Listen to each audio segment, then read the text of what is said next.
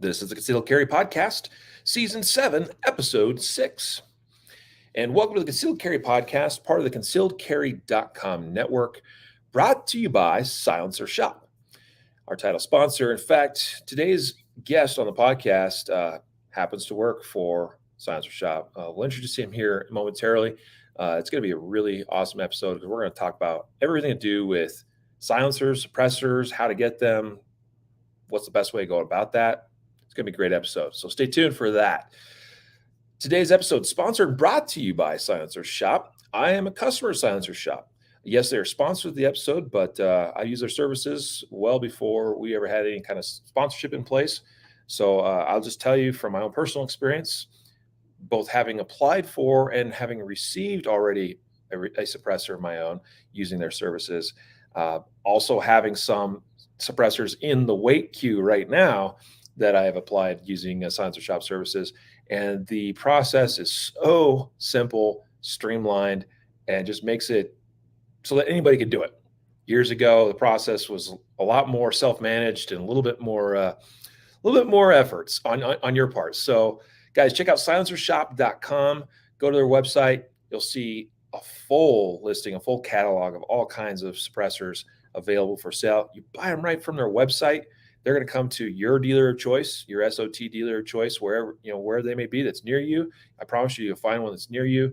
And preferably if they have a Silencer Shop kiosk in place, that will make the application process all the easier. So check it out, silencershop.com. We appreciate their sponsorship of the Concealed Carry Podcast. Also, we are coming down to the wire, folks, with regards to our 3-day training event, the Guardian Conference in Oklahoma City, Oklahoma, coming up September 16th to 18th. So we're going to do a couple more, mentions about it on the podcast. If you're on the fence, now's the time to make sure you get committed and sign up for the event now. Tickets still available. Tickets still for sale. We are finalizing schedules right now as we speak. So you're going to want to make sure that you get signed up so you can get your classes selected and make sure you get that schedule rolled out so you know what you're going to be able to participate in at the conference. We got a lot of amazing instructors all the way from Matt Little, Chuck Haggard, John Johnston, Melody Lauer, Sam Middlebrook will be there. I know I'm missing a bunch. There's a ton of great instructors. Mickey Shook will be there. I know a lot of you guys know Mickey Shook. He's one of our instructors as well for the 3 days. So you're not going to want to miss it. Come and enjoy 3 days of amazing training with like-minded people.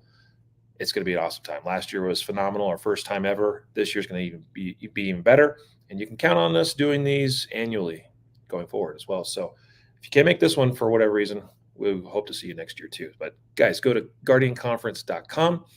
Check out everything there, the instructors list, the itinerary of everything there, and get signed up today. guardianconference.com. All right, let's go ahead and bring in our special guest today. So here I have with me Dave Matheny, who's the CEO of Silencer Shop. So if there's anybody that can talk about Silencer Shop, what you do, and the whole process involved with buying and getting through all the paperwork involved with obtaining suppressors, I think Dave might know a thing or two. So hello, Dave. Hey, how are you doing, Riley? Very well, thank you. So Dave, we've had this on the schedule here for a few weeks now. I've been actually chomping at the bit to be able to do this episode with you because not only have I been through the process of buying silencers and applying, using your amazing software for that process, but I actually got one in hand and I've got it and it's awesome. Like I wonder why I didn't do it sooner. It was always kind of on my roadmap, so to speak. It's like, I'm going to get one someday. And I just kind of kept pushing it off, putting it off. And you can't just buy one, right? That's right. So, I get that first one in and like 6 weeks later, I'm back buying another one. Especially the first one, you're like, oh, I get this now, anyway. Yeah. The other thing too, is like when you haven't been through the process already, there's a lot of these kind of unknowns in your mind. You're like, I'm just not sure I want to deal with all the drama, headache, all the procedural stuff, whatever that is. Well, all these things in your mind, you're just like, I'll cross that bridge when I cross that bridge. And then you go through it and use Silencer Shop to help you with that process. And you're like, wow, really could have done this years ago. It was really no big deal. So, Dave, we got you here for about the next hour. Tell us a little bit about who you are, how you got to be in the position you are, and a little bit about Silencer Shop. It really, my background is technology, right? I was a computer programmer for more than 20 years.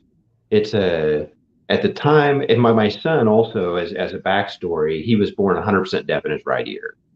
So about the time he got to a point, I've got two girls and a boy, but about the time he got to a point where he was wanting to go hunting with me, we realized that, you get a 10-year-old kid in a hunting blind. They don't want to wear the muffs for hours at a time. They're uncomfortable. They're kind of bouncing off the walls, normal kid stuff. And we realized we needed a way to protect his hearing in his good ear, right? That was more reliable than the muffs.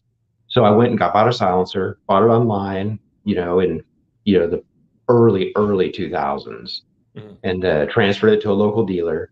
And I tell you what, the situation, it went south fast, right? He went out of business actually during the transfer. Yeah, I was lucky I got it. I actually had to corner him kind of in a storage unit in like the very last possible day for me to pick up. Otherwise, I would have lost it. Wow. So I thought after I got that one, shot it, loved it, I went out and bought a second one from a dealer who'd been in business for years. And the interesting thing is the experience went almost the same. It was different problems, but still filled with problems. They would not help me with the paperwork. Of course, I got errors on it because I had no clue what I was doing. Right. Instead of an approval, I got an error letter, however many months later. At the time, it wasn't as slow as it is now, but it was still slow. Then they wouldn't help me with the error letter because they're like, well, you filled it out wrong. So you fix it. Figure it out. And Right. then to make even the worst part of it is once I got it all through all of it, and I went to pick up my silencer, and I don't know if you remember AAC, the brand. It was an AAC Prodigy. I bought a Gen 3, I thought, and he had like a Gen 1 sitting on a shelf in the back, and that's what he actually handed me. But I'd waited and it was registered to me, so that's the can that I still have, right? Nice. It was and then I thought, man, I'm just gonna help people in the local area. And man, hopefully I'm not going on too long about this. No, But not at all. I thought I'm gonna help people in the local area do transfers. I can help them fill out paperwork. I still had my job. I was working at VMware as a programmer. And man, I tell you, it just exploded. I had no idea how much pent up demand there was for somebody to simplify the silencer buying process. It caught me off guard. Yep. Yeah. That's awesome. So when did Silencer Shop come to be?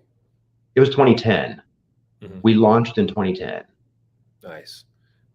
So that was right up your alley then as a programmer, as a tech guy. I imagine that made it a little bit easier for you to figure some of that out. Like a person could have the idea, but it sure really helps if you have some of the know-how to put that together. And for the first year, I really thought hobby business, right? It took me a while to get that out of my mind, but so I was still working full time at VMware and doing Silencer Shop, and most of the original code was actually written for me to make it to where I could do both, right? I'm trying to automate the process so I could manage growing business and work a full time job. It was a crazy year. So when did you leave VMware? I left them about a year and a half after I started, so that would have been probably about towards the end of 2011. Nice. So, but man, it's been a great move. Yeah. What's that? So you haven't looked back since? No, I love it. I never thought I'd be a business owner, but I really do love it. That's awesome. And you guys are based in Austin, Texas, is that? Yep, right? That's right. And have a pretty good office of folks down there, I imagine, helping you? We have got just an absolutely phenomenal crew right now. The best group of people that we've ever had in every department. Yeah, that's awesome. Well, it's good to be surrounded by a good team. Certainly can appreciate that. Thinking of my own team that is just on the other side of some of these walls here right now, slaving away. No, they're doing awesome stuff. So I love hearing that story about yours, and in fact, including your son there with not having hearing in his one ear. I kind of actually wish that my business partner Jacob was with us on this because he can relate to that. He got a Really? bad he got a bad infection many years ago that he ended up losing most of the hearing in one of his ears as well. In fact, I think in his right ear, and so he is very sensitive to the topic of I've only got so much hearing available to me. I'm already disadvantaged to some degree, so I want to make sure I take care of what I do have. And I'm at a point now too where in my own background in my career, I've spent part of my career working in noisy environments, working on construction sites, various industrial type and environments as well. And I recognize I've lost some of my hearing.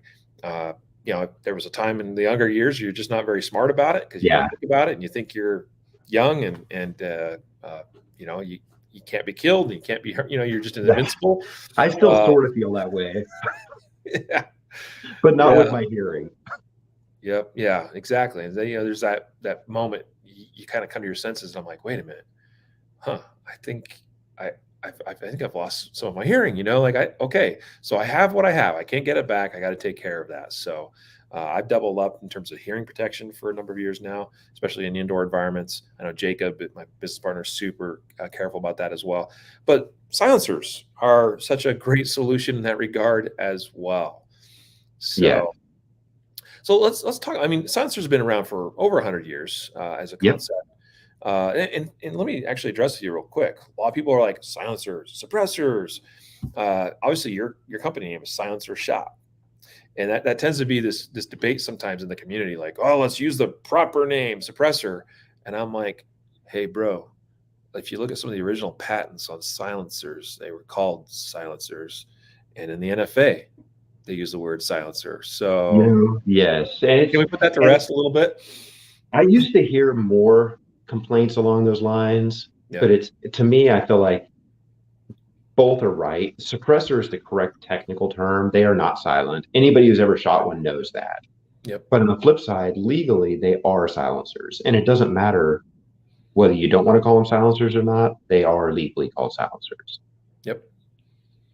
Yep. Yep. Yeah.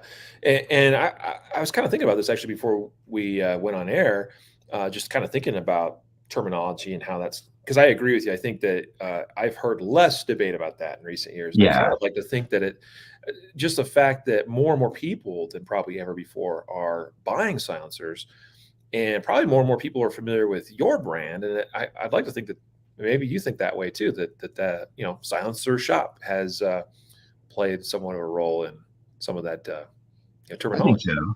Although we use the two interchangeably, Yeah. it's I could throw both out in the same sentence, just depending on how the sentence flows, right? Yep. Yep. So at one time in America, a guy could just, walk into a store, I imagine, or probably mail order, probably just be like, I want that thing that goes on the end of that barrel that makes that From Montgomery Ward. exactly. Going through the old catalog, like, oh yeah, I'll take one of those. Let me fill That's out the right. form here and mail that in and wait 6 weeks or whatever. Yeah, back then you had to wait because the snail mail, not Right. because the ATF was involved. But can you kind of recite for us a little bit historically what's happened there with respect to suppressors? It's a suppressors, they sort of got caught in what I consider to be just an accident of history, right? There was a lot of debate around in the 1920s, early 1930s about gun control. I mean, honestly, it's the very same stuff you hear today, Yeah, which is what's the most scary about the talk today. Back then, they were arguing about revolvers shouldn't be legal, and today they're saying, well, of course, revolvers are okay until they get rid of the other guns, right? They want to get rid of everything. yeah, But the Supreme Court actually came down on the side of not regulating firearms because Congress wanted to get rid of handguns altogether. Then they came out with the National Firearms Act in 1934, and that actually included a bunch of stuff that was kind of thrown in to kind of take a step towards regulating handguns. Short barrel rifles came from that. short barrel shotguns. Big machine guns were in there because of, a lot of the stuff that was happening in the 20s. And then they threw in silencers because basically somebody had the logic of, well, we want to prevent poaching. It wasn't anything to do with crime. It wasn't anything, well, I guess poaching is a crime. It wasn't anything to do with like robberies or murder or assassinations. That's just not what they were thought of as. But the public actually understood them better at that point, right? So then in 1934, it became so hard to get them. There's a $200 tax. They have to be federally registered. And you go, 80, 90 years of nobody having access to them. And all you have to go on as an average citizen is TV. So now you've got James Bond and all these other, spy movies that are defining what a silencer is incorrectly. My favorite comparison, and I don't know if other people understand this or think of it the same way as I do, but in the 1980s, 1970s, if you got in a car wreck on TV, your car exploded. That's just what happened, right? But everybody owned cars, so everybody knew that wasn't real. With silencers, you had what happened on TV and nobody owned them.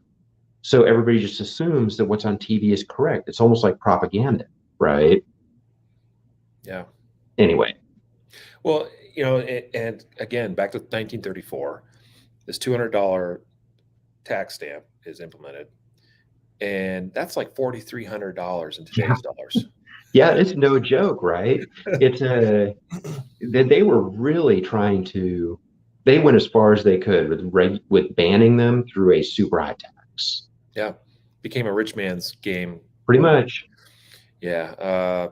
And so like today, and that, speaking of like reasons that someone might kind of delay on, putting their paperwork in for a silencer, I'm like, it's an extra $200. I mean, it's kind of, that angers me or whatever. It's like, can you imagine in 1934, you're all of a sudden you're like, I want one of those, but the thing costs $25 in the catalog, but yeah, or at least it did last week. And now it's this, but I got to go pay $4,000 in a tax. Yeah. It just killed the market. Item. Yeah.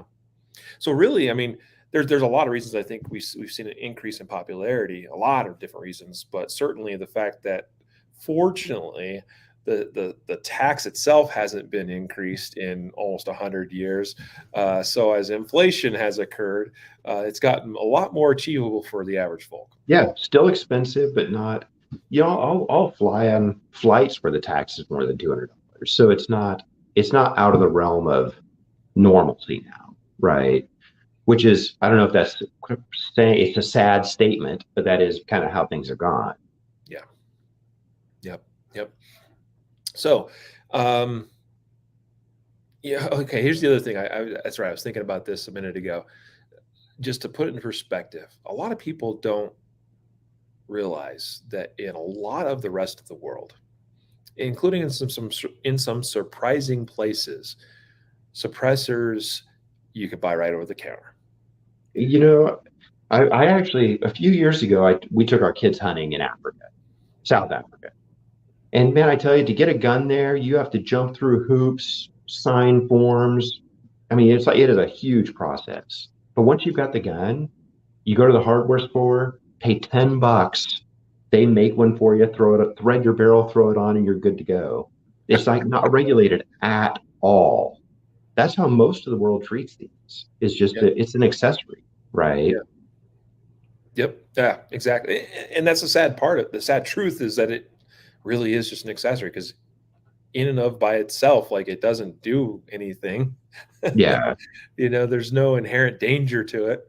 So it's just remarkable, like you said, kind of recounting the history, how people were of the mind like, well, poaching is an issue. It was the Depression era. So poaching really was an issue during that time. People were struggling to find work, maybe struggling to put food on the table. And it's like, well, I can step out my back door here and take that deer, Right. Or whatever. And so it's just interesting how we've ended up where we are because of some logic like that. But such it is. And of course, there's been efforts even in relatively recent history of trying to get legislation passed to remove suppressors from the NFA, which hasn't happened yet. And right. maybe it won't happen anytime soon, but so it's definitely worth continuing to fight for that cause, I think. Yes. Yeah, I think honestly, I think it'll happen at someday. I don't think it's going to be soon. I think it's 10 to 15 years out. If this market can continue to grow the way it has and they become more normalized and more people understand them, Yep. at some point they'll come out of the NFA. It's just Yep. we need that market growth first, right? Because you need people to understand what they are and what they aren't. Yep. Well, that's what's so remarkable about what Silencer Shop and you guys are doing, because you are really in a big way, I think, helping that market grow. And frankly, I'm going to tell you here on air, like, thank you for what you do. So at this point, like, let's kind of shift into that a little bit and talk about the actual process. Can you now outline for us what is not necessarily like in the context of Silencer Shop's process, but just in general, what is the process for buying a suppressor? It's really, and I will talk about our process. Right. It's pretty simple, right? So essentially, you buy the silencer, which is the funny thing is it confuses a lot of people. A lot of people assume they have to register for it first and then buy it. But you buy the silencer first. There's a $200 tax. We handle all the paperwork, so we submit fingerprints, photos, fill out all the paperwork, get everything docu-signed where it needs to be, and then we push it all into ATF's new electronic submission system, which launched last December. Once it's in there, then the customer has to go online with their dealer, and we have a platform that lets you do it remotely, so that you schedule with your dealer, they log in, you log in, and you can both be certifying this form at the same time. And once it's certified, it's a waiting game, right? You wait, currently just under 6 months. Hopefully that'll get back down to 90 days. But honestly, it's pretty straightforward. There's not a lot to it. It's a Right. lot of waiting and collecting data. ATF actually estimates, man, I tell you, this is going from memory a little bit, but I believe their current estimation to collect the data is roughly 2 hours, and to submit the form is another 2 hours. So that's their estimated time. Using our process, you're really looking at minutes, right? It's not a big deal. Yeah. Yeah.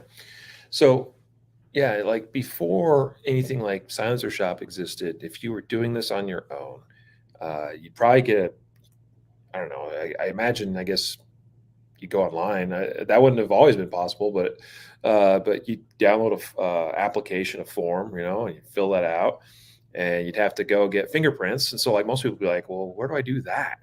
Well, maybe your sheriff's office does it. Maybe That's what I did. I drove to my sheriff's department and had yeah, them just done there. yeah. But you just have to do that, and you got to take time Yeah. out of your workday to go do that, right? Yep. Oh, And now for I me, got to it's get like that's 2 hours, right? And you're a busy guy, and it's like I don't have 2 hours every single time I buy a silencer to go get my prints done, Mhm. right? Yep.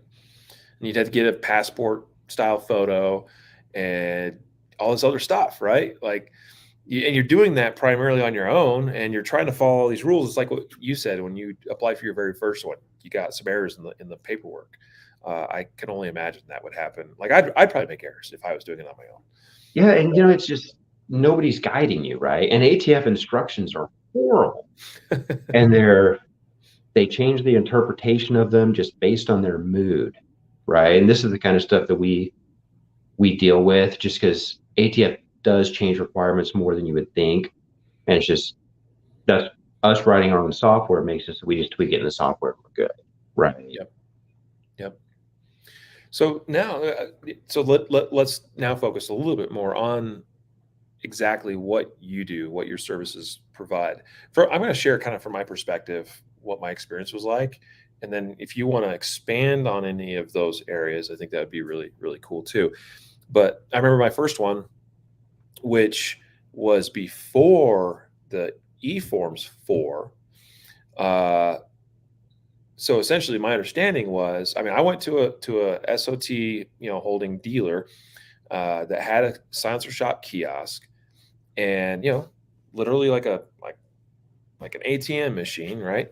And I'm standing there, and he's like, "Okay, we're gonna do your fingerprints." I mean, I put in some information, obviously, right? But and obviously there's information that was filled out online when the actual when I actually bought stuff online on your website. But he's like, all right, we're gonna do fingerprints, and sure enough, there you go. You got like a legit electronic fingerprint machine built into that thing, which is awesome. And so you just do your fingerprints, and a photo is uploaded, and that's attached to your file. I was there like 15 minutes tops, after hours too, like 6 p.m. Whatever the hours of your dealer is, right? Right. So went in after work, do the thing. I'm there like 15, 20 minutes. Most of that's probably just yapping at him, like, hey, how's it going, buddy? And then I'm out, right? And then a week, and maybe not even a week later, he calls me up. He's like, all right, it's time to certify. Okay, log in. I'm on my computer remotely. He's on his. We're doing the thing. And actually, that would be the new eForms thing too. Yeah. But yeah, like I just remember this. The process from my point of view is like everything all in 20 minutes tops. Yeah. Super easy. Sign some things electronically. But what you were doing before the eForm 4 system was launched in December, like you said, you would take all this information electronically from the buyer, and you still had to generate all that paperwork in paper form, right? Oh yeah. And people don't realize it's like, man, I tell you what, we'll ship minimum of 1,000 Form 4s per day. Right. And we've got 3 printers running nonstop. All 3 printers are certified by the FBI to print fingerprint cards. And it is just generating paperwork. And we've got people scanning stuff into boxes and verifying everything's going out. Our system verifies when the ATF clears the check, so we know they received everything in the box. Right. It's just a massive paperwork business, right? Now with eForms, there's a lot less paperwork involved, which is honestly, it's nice. The printers, it's like we're not sure what to do with them.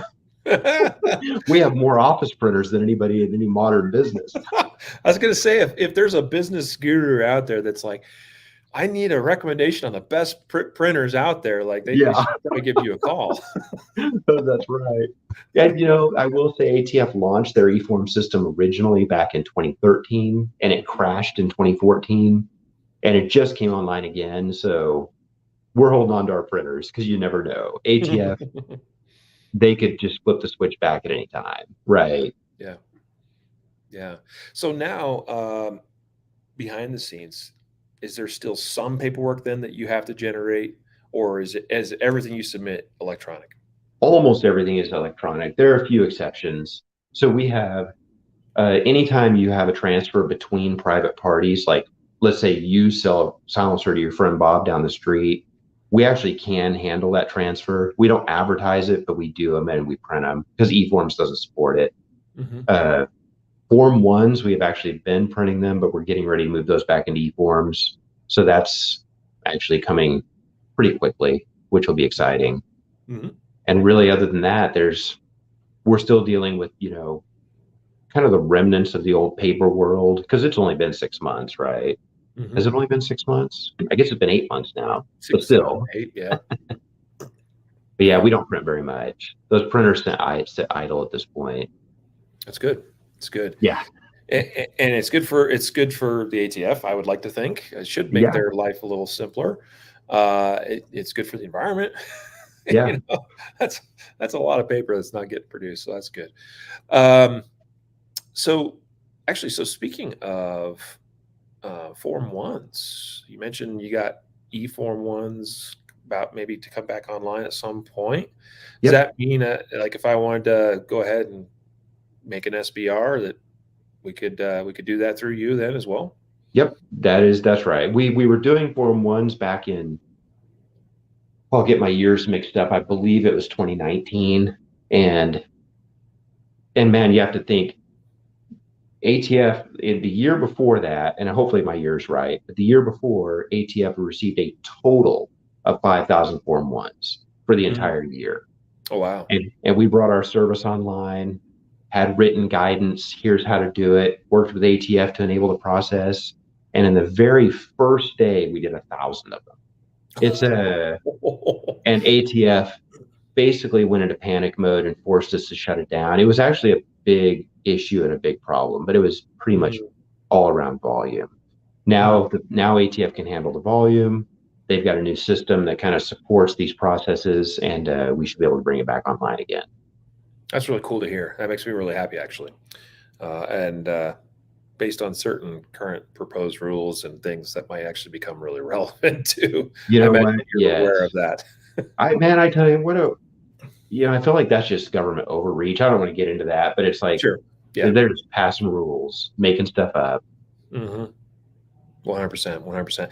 But let's talk now. So shifting gears a little bit about, because you don't, I mean, it's not just about handling the paperwork associated with the Form 4 that's filed, but let's talk about trusts. And that's another really cool and critical component I think that you offer. So, I will, and that's one of the coolest things that I feel like we've done. And we have two trust products, which who knows is probably confusing. We have one that's a standard trust for people that want to put all their family on it and do it just like you've always done it, right? Before I got into this business. But then we've got the single shot trust, which is just a fantastic way to buy a silencer. And they're $25 a piece, so they're super cheap. Every time you buy something, you throw a single shot trust on it, digitally sign it, go through the process as if you were registering as an individual. And when it gets approved, you can just write your friends and family and whoever else you want to have possession onto the trust. It's like the reverse of what the yeah, trust has traditionally been. It's just to me, I feel like if I were to say there's one way that every single person should register a silencer, it would be the single shot trust. It yeah. makes it so much easier and so much more flexible.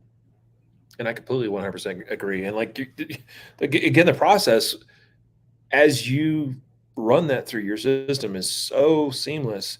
It, you don't even like you buy the trust, the single shot trust, and like I basically forget about it. Yeah. There's yes, there's some signs, or some signatures, and like you said that obviously occur, but all electronically.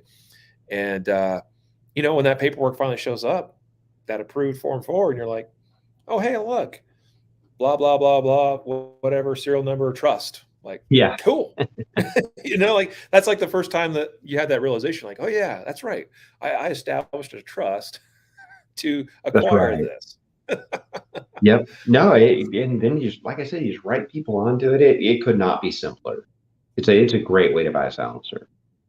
Yeah, yeah, absolutely revolutionized, I think, that aspect of it. Because, like you said, I mean, if I bought it as an individual and then something happens to me, I mean, I can leave it to somebody, but then Yeah. that somebody's going to have to go through all the same process, to wait 6, 9, 12, 14 months Yeah. to finally get that in their possession. Yeah, and you would do a Form 5 in that case. So it's just there's no Yeah. tax stamp, but it is all the same paperwork. But the Yep. the case I always think of as an individual, let's say you're married, you've got it on a home defense gun, you're not home, but your wife ends up in a situation where she has to use it. She's committing a felony there. If you register as an individual, she can't have possession of it. And Yep. to me, that's just something I just don't want to risk. It gives you, even the kids, a lot of times you'll hear the argument from the kids who are in their 20s that are first getting into guns that I'm not married, I'm good. I just put it on as an individual. Man, almost everybody gets married at some point. Yeah. It's just statistics, right? Yeah, it'll catch up with you, you know. And then you're going to want to start adding people. Yep. Yep. Amen. Amen. Yeah. And again, $25. I mean, I can't Yeah. even get on the phone with my attorney for $25.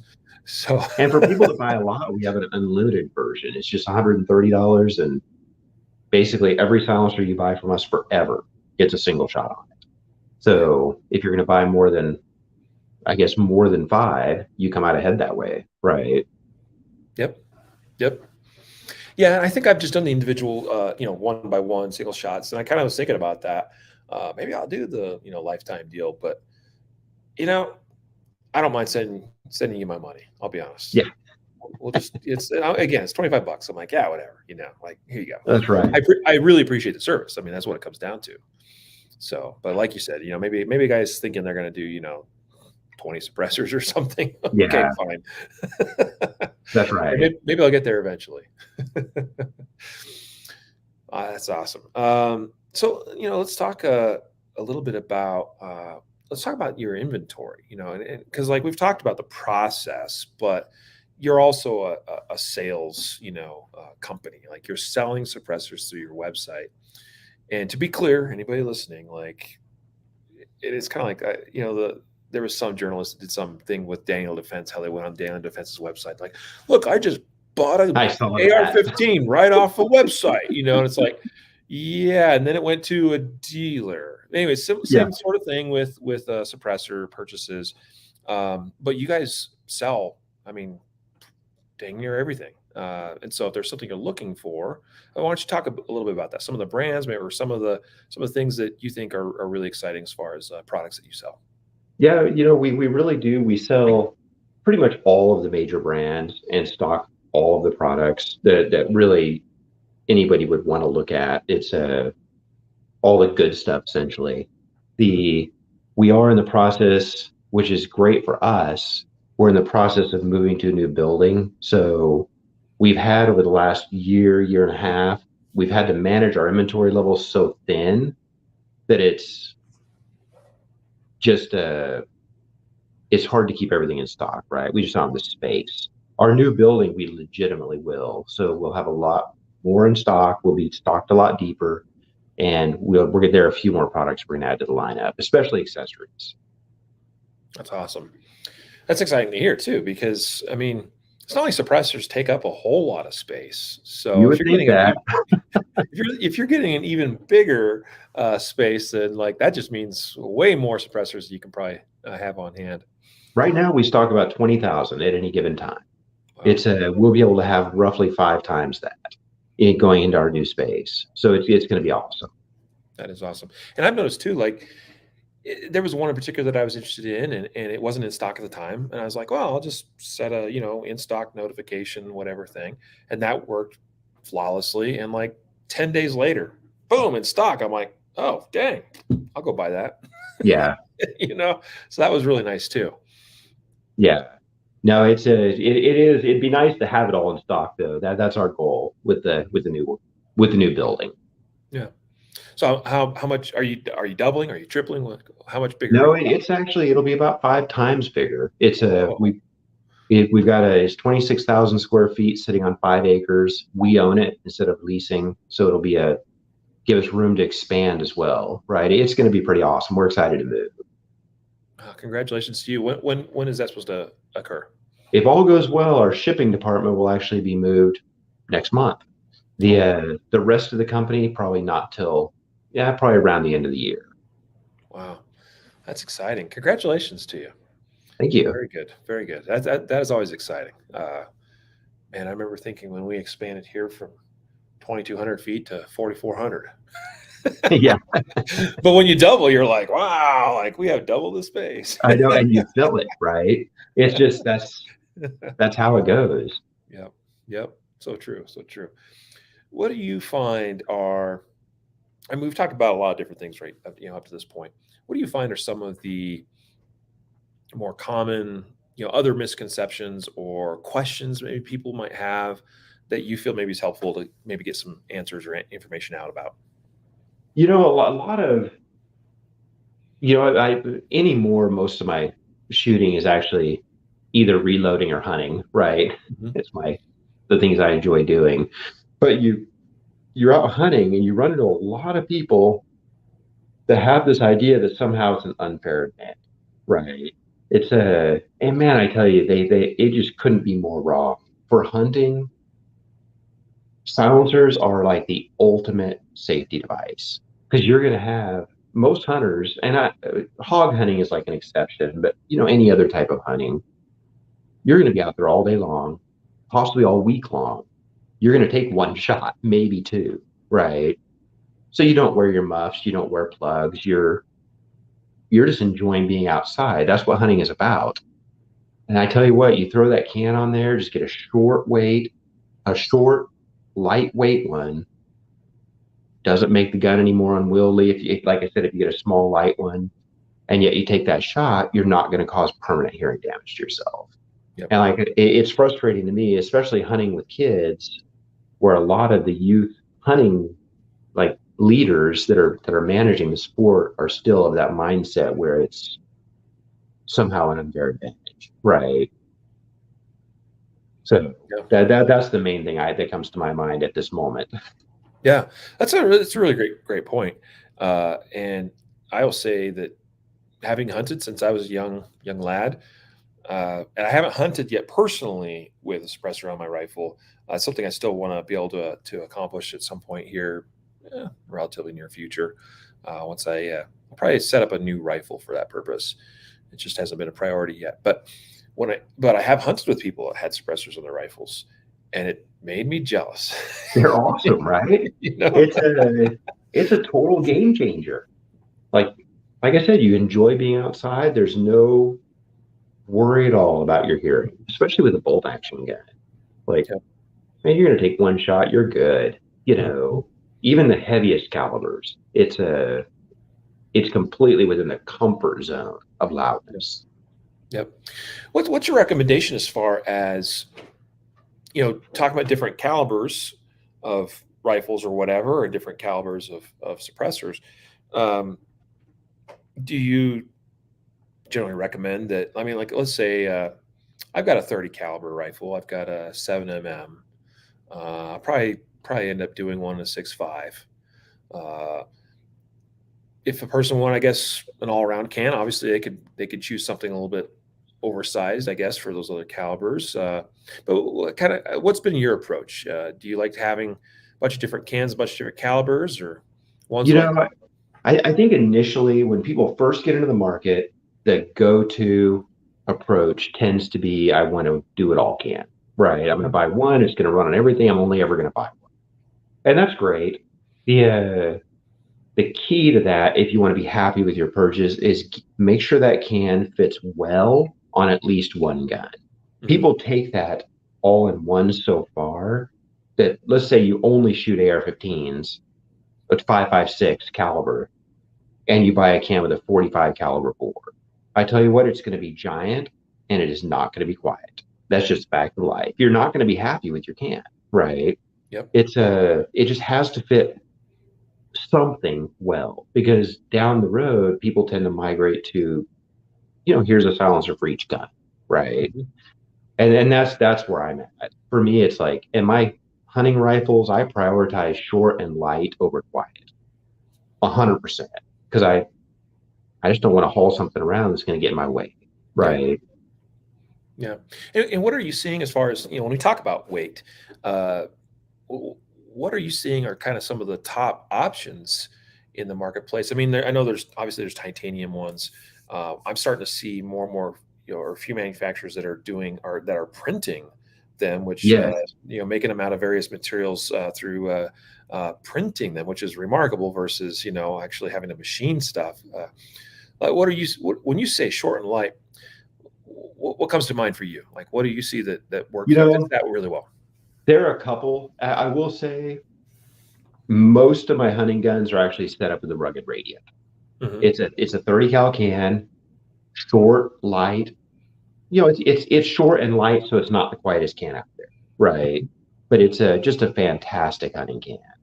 The one that I've been really getting into lately is that CGS Helios, and that's a 3D printed can, and it's one of my favorite calibers for hunting up north in the northern U.S. is the 280 Ackley 7mm caliber.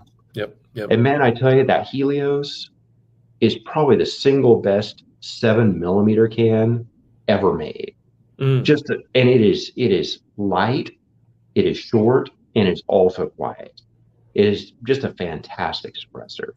You've got lots of other, in the 6.5 caliber you mentioned, Q makes their jumbo shrimp. That's another 4.65, just unbelievably great option. But you get into like the all-in-ones that most people are looking for like the 30 cal that's going to run on everything. Man, like the Dead Air Nomad, Silencer Co's got several options. There are a lot of good 30 cal cans out there that kind of fit that mold. I don't mean to give away all my favorites. Sure. Yeah. I'm going to make somebody mad in this conversation. Oh, no, that's good stuff. I mean, and hopefully it gives some people some starting points. And again, folks, you can go to silencershop.com. You can see the full lineup of inventory that you guys carry, and read reviews and stuff too. There's good info as far as that goes. Use those resources to your full advantage. What other kind of resources? I guess talking about resources, so you got a lot of other information on your site. What are things you want to highlight? We're always trying to improve and add more. But basically just we really focus on videos, articles, trying to put out content that's helpful. We try to pay attention to what people are asking online, in the forums, in our emails to us, and we try to answer those questions more generically in blog articles. So there, over the years, we've got a lot of information. If you just peruse the site, but we've got it everywhere though. It's YouTube, Facebook, our website. We just shotgun information out as much as we can, really, even including stuff like this, right? Where you're putting out really great information. So No, we all try. We all try our best, I hope. Yeah. This is great. So, man, I'm trying to think, like, what haven't we talked about yet, if anything? well, I can't think of it. It's a let me just really quick on the AR side, and this is it's guns that are good to suppress, right? Mm-hmm. So I think most people will get that.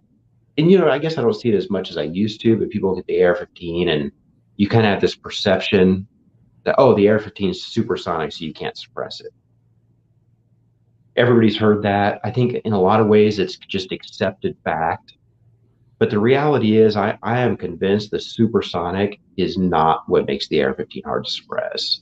And the problem is, I mean, it is a fast bullet, it's a fast cycling gun, but you have a lot of sound coming out that ejection port being pumped straight into your ear.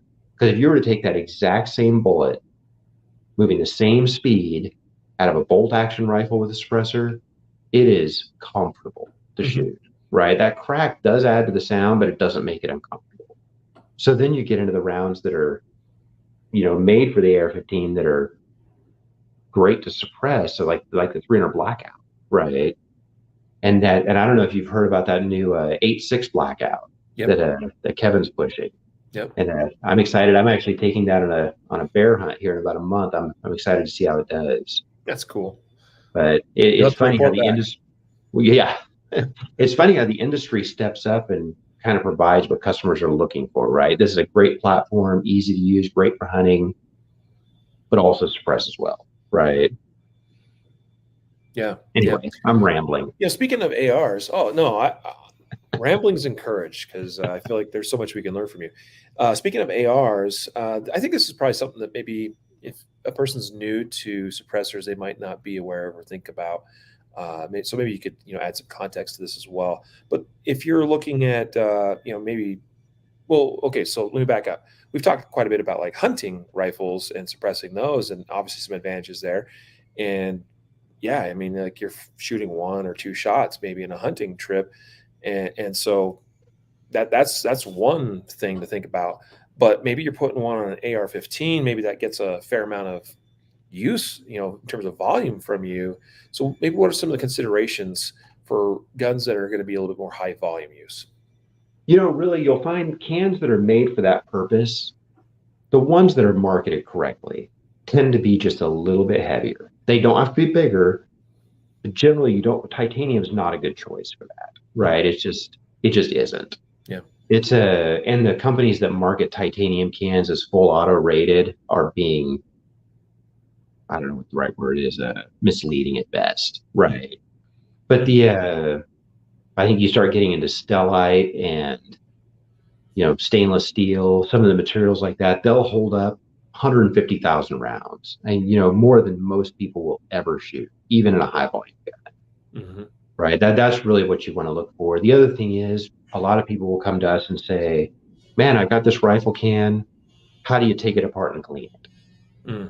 And I tell you what, that's one thing for me on a rifle can. If it comes apart for cleaning, I will not buy it because they don't need to be cleaned. They run quieter when they're a little bit dirty, and there's enough pressure through them that they stay clean, right? It keeps the carbon buildup from getting too much. People will do more damage to their suppressors cleaning them than they ever do shooting. It's the craziest thing, yet people insist on doing it, right? Now, rimfire cans, that's a different story. Those you have to clean. But rifle cans, just don't do it, right? Yeah. Do you ever find or run into people that do end up maybe needing a can to be rebuilt? And like, if so, maybe what are some ways of going about that? Or if that's an option? No, it is. Most of the manufacturers have a lifetime warranty for that exact reason. And the reason they can give those lifetime warranties and still make money is because, like I said before, especially on rifle cans, you could go 150,000 rounds before you start seeing a decrease in performance.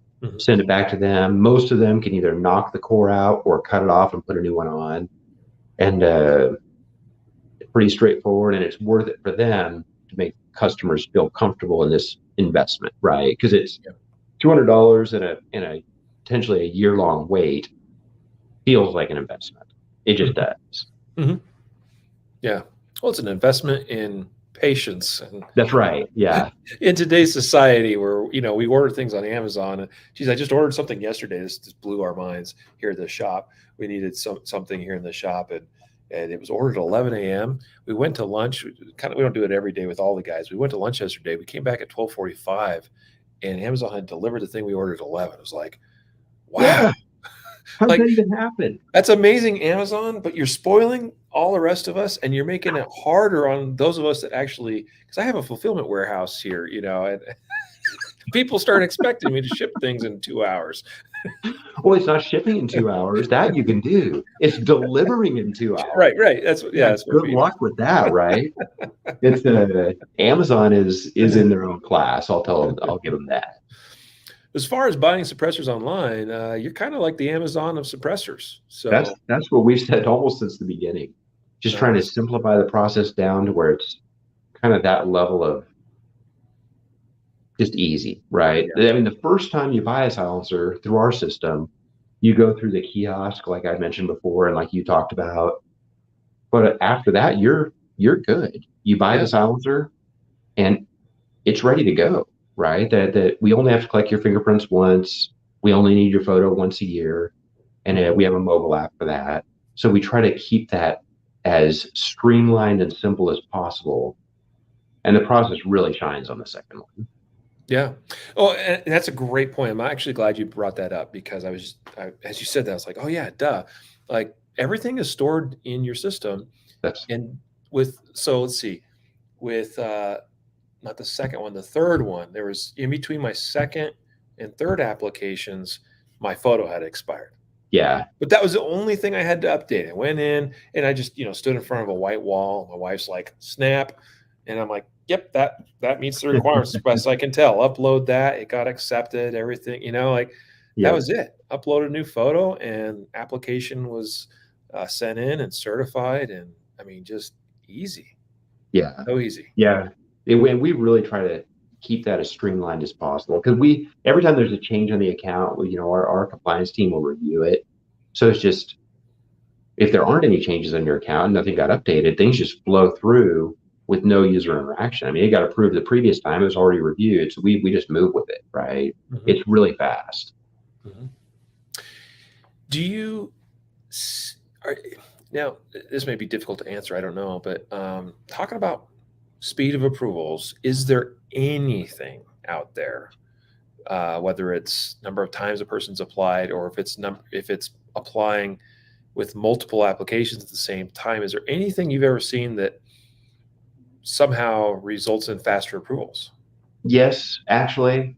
Right now, no, unfortunately. But ATF will go through phases, right? And unfortunately, these phases are unpredictable. They'll come to us and say, hey, heads up, we're turning on this batch approval process.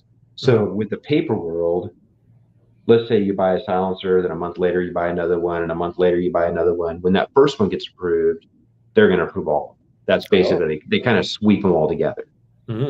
So they'll tell us that's coming, they'll bring it online, they'll be approving stuff super fast.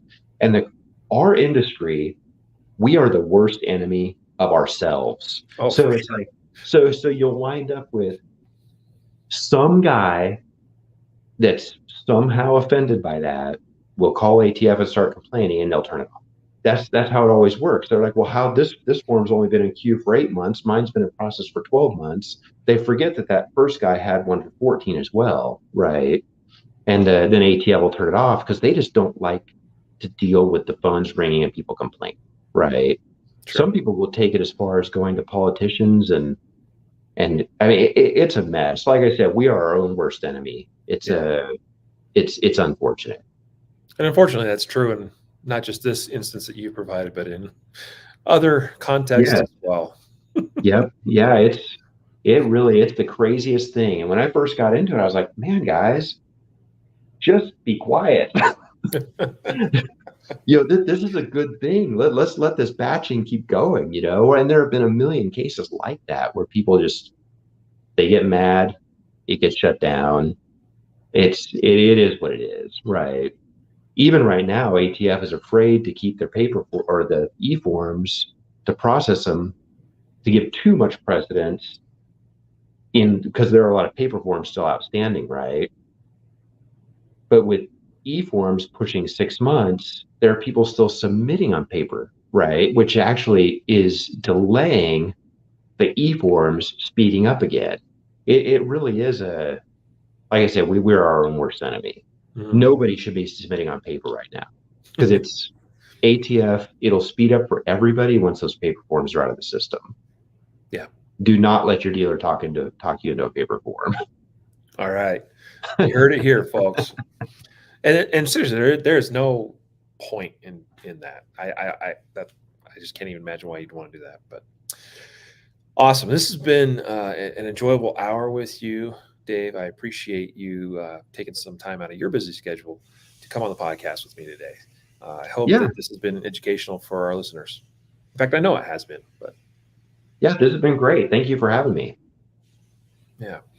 So, folks, we're going to start wrapping this up. A quick just reminder and a call out again. Today's episode is sponsored by silencershop.com. Their title sponsor of the Concealed Carry podcast now, sporting their hat here. You guys know I love hats. And we're proud of that fact and really glad to have you on board. And so honored, like I said, to have you come on the podcast with me today, Dave. And also guardianconference.com. Again, I know some of you are probably still sitting on the fence. Some of you have already bought tickets. Now's the time. Like if you're on the fence, like you're going to want to start getting that locked in and get that ticket. I don't think we're going to totally sell out, but I can't promise that either. So, make sure you go to guardianconference.com and hope to see you there in Oklahoma here in just actually about 3 weeks or so. So with that, Dave, final word from you, sir. Anything you want to throw out there as we wrap this up? I'll just say check out silencershop.com. I mean, we got a ton on there, like we've already mentioned. Yeah. Awesome. And also, hey, I almost forgot, guys, go check out their YouTube channel, which Dave briefly mentioned. A lot of content there, and find their social media, both on Instagram, Facebook, and elsewhere. And go subscribe and like and follow their accounts. We'd appreciate that very much. So with that, we're going to sign on out of here. Let everybody go. Thanks again, Dave. Thank you to all of you listeners, those of you who've been joining with us live as we've been recording this, and to those of you that are listening after the fact, thank you for being a part of this. And until next time, a reminder to train right, train often, and train safe so you can fight hard, fight fast, and fight true. Take care.